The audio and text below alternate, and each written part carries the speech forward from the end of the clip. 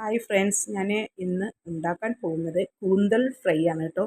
കണ്ടോ, കൂന്തൽ ഇങ്ങനെ നമുക്ക് ക്ലീൻ ചെയ്യണം. ക്ലീൻ ചെയ്ത് കുക്കറിലിട്ട് വേവിച്ചിട്ട് നമുക്ക് ഫ്രൈ ചെയ്യാം. ഫ്രൈക്കുള്ള സാധനങ്ങളൊക്കെ എടുത്ത് വെച്ചിട്ടുണ്ട്. ഇത് ഇഞ്ചി വെളുത്തുള്ളി ചതച്ചതാണ്. ഇത് മഞ്ഞൾപ്പൊടി, ഇത് കാശ്മീരി മുളക് പൊടി, കുരുമുളക് പൊടി, ഗരം മസാലപ്പൊടി, ഉപ്പ്. അപ്പോൾ ഇതൊക്കെ നമുക്ക് ഇടേണ്ട എങ്ങനെയാണെന്ന് വെച്ചിട്ട് ഇതിലേക്കാണ് ഇടേണ്ടത്. നമ്മളപ്പോൾ ഇത് ക്ലീൻ ചെയ്ത് ഇങ്ങനെ വെച്ചിട്ടുണ്ടല്ലോ, നമ്മളെല്ലാം കൂടി ഇതിലേക്ക് ഇട്ട് കൊടുത്തിട്ടോ, കംപ്ലീറ്റ് ഇട്ട് കൊടുത്തിട്ട് ഇങ്ങനെ കുഴക്കണം.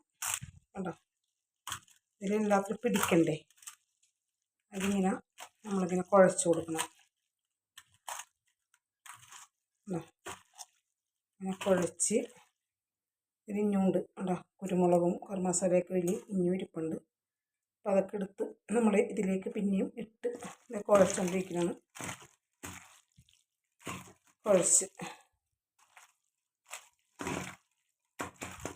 ഇതിലേക്ക് നമ്മളൊരു തുള്ളി വെളിച്ചെണ്ണയും കൂടി ഒഴിക്കും കേട്ടോ.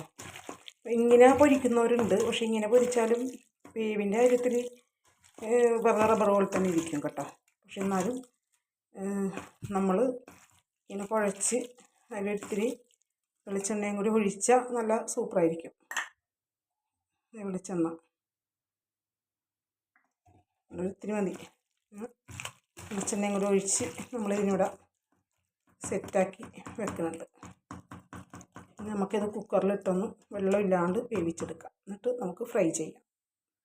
ഞാൻ കൂന്തൽ ഇട്ടിട്ടുണ്ട് കേട്ടോ വറക്കാനായിട്ട്. അപ്പോൾ ഇത് പൊട്ടിത്തെറിക്കുവേ, അതാണ് ഞാൻ ഇങ്ങനെ വീഡിയോ ഇതിൽ ഇടാത്തത്.